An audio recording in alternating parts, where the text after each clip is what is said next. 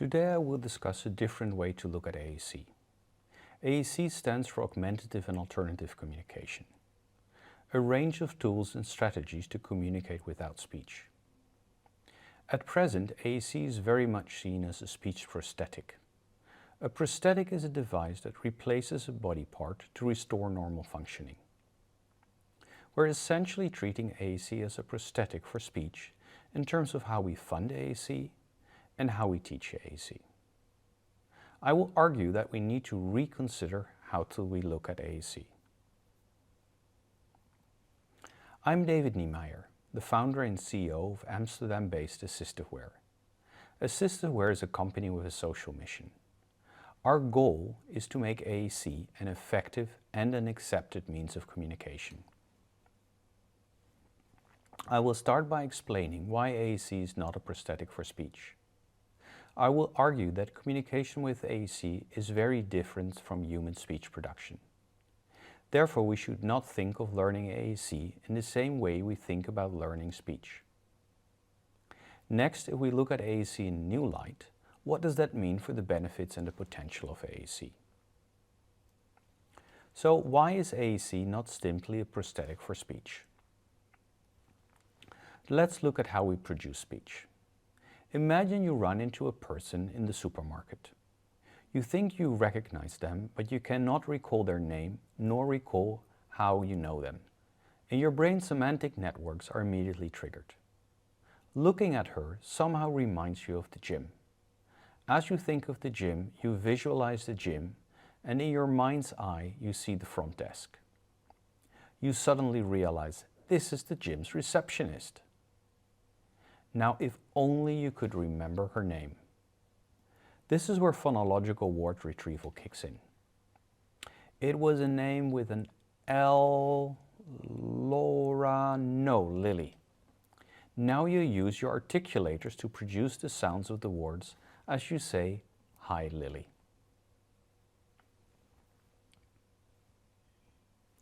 Let's look at the receptive side. How does listening to speech work?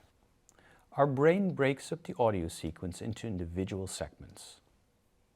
We use phonology to go from the segmented sounds to a sequence of words that we need to store in our working memory before we can construct meaning, leveraging our semantic networks. Finally, our brain processes the information and a thought comes up.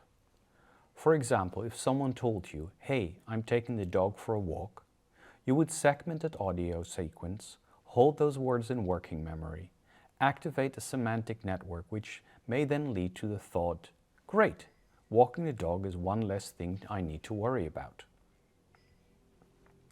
AAC takes many shapes. There are high-tech AAC devices, there are core word boards, there are communication books, and for example, there is sign language. What do all these forms of AAC have in common? Unlike speech, all these forms of AAC are both visual and spatial. Let's take a look at how we use AAC for expressive communication. We do start with activating semantic networks, but for AAC, word retrieval is not based on phonology.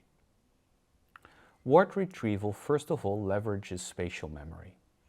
Our brain has constructed a three-dimensional spatial representation of our AAC device that we leverage to find the word we're looking for. At the same time, for more frequently used words, our motor memory kicks in. For less frequently used words, we leverage semantics to get to the approximate location. For example, as we're trying to locate the word tree, we use our semantic network to associate tree with nature, and then a combination of spatial and motor memory to navigate to the page with nature words. Once we are on the page with nature words, we use our visual memory of the approximate shape and color of the symbol to quickly scan for the right button. This is how we in the end find the button for tree. Now let's consider the receptive side of AAC communication. If we have trouble processing spoken language, we can rely on the AAC system being used to help us understand the message. Word reception is in that case not just based on phonology. Instead, word reception is a spatial and a visual process. If, for example, the communication partner points at the word tree, its meaning for an AAC user not yet fully familiar with the word tree becomes more clear because the button is surrounded by other nature and plant-related words. The visual itself also scaffolds our understanding of the word tree. In case of high-tech AAC, we also benefit from the durability of the message that our communication partner is creating.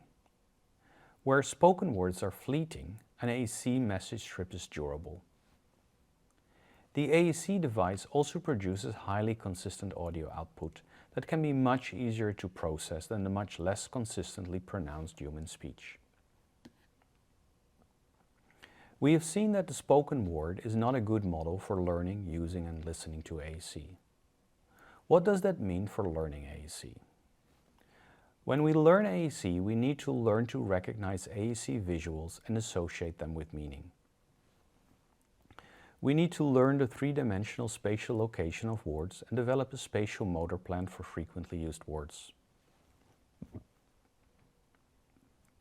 We need to learn and leverage semantic connections to locate less frequently used words. And ultimately, we need to develop literacy to be able to say words not in the system.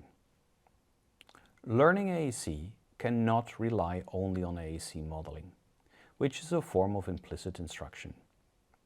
Modeling needs to be combined with explicit instruction to support developing spatial, motor, and visual memory for word categories and individual high-frequency words. In that sense, AAC is more like learning to read and write than learning to speak. We learn to speak through an implicit model, but most of us learn to read and write through both implicit and explicit instruction. AAC is more like learning to write in the sense that there is a huge gap between receptive understanding and expressive ability. Early writers are constrained by the number of words they know how to produce in writing, and early AAC users are similarly constrained by the words they know how to find in their system. Early AAC user messages mirror what early writers write and not what early speakers say.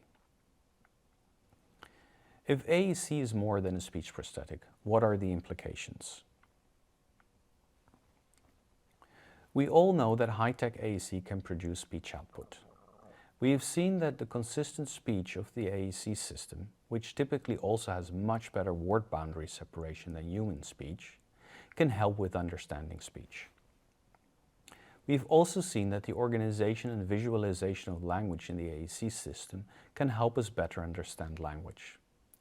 Non-speaking students can really benefit from these characteristics. But there's more. AAC can also support that same student in learning about the language and the world around them. A well-designed AAC system can support expanding language, can support developing concept knowledge, can support developing literacy, can help learn vocabulary, can help with grammar, and can also help with visualizing the curriculum. So if a non-speaking student can benefit from the speech output and the organization and visualization of language, what about other students? AAC can help a student with anxiety or stress-related limitations on oral speech by being an alternative for producing speech. AAC can also help an echolalia student without generative language by helping them expand language. AAC can help a language-delayed student by expanding language and concept knowledge. AAC can even help an English language learner by supporting their literacy development and their vocabulary. AAC can support a student with a specific language impairment in learning grammar. And AAC can support a student with learning and intellectual disabilities by visualizing the curriculum. And a speech-delayed student can benefit from producing speech.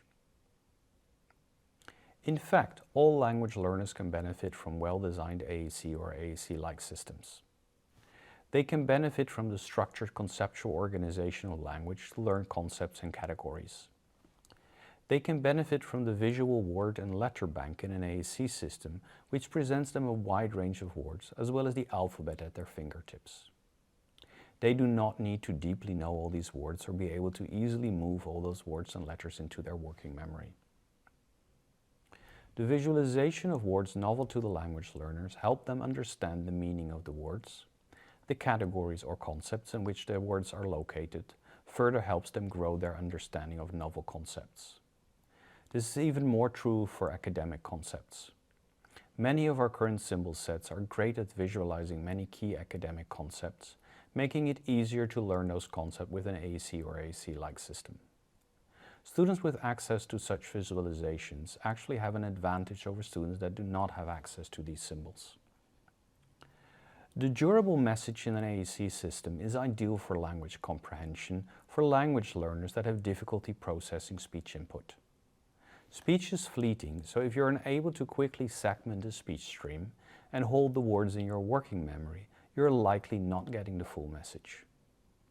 The durable message in the AAC system gives you all the time you need to process. When using the AAC for output, you have all the time needed to carefully construct your message without holding all previous words in your working memory. Finally, the text-to-speech voices of the AAC system provide a much more consistent pronunciation of words than human speech. Humans say the same word in different ways depending on their mood, the context, etc. Also, we shouldn't forget that in many of our classrooms, teachers and students come from all over the world and have very different accents, making it really hard for students struggling with language and speech to recognize the words consistently. So, to summarize, I believe that the typical view of AAC as a tool to simply compensate for the inability to speak is too limiting. AAC is different from speech, and therefore learning AAC is different from learning to speak in essential ways.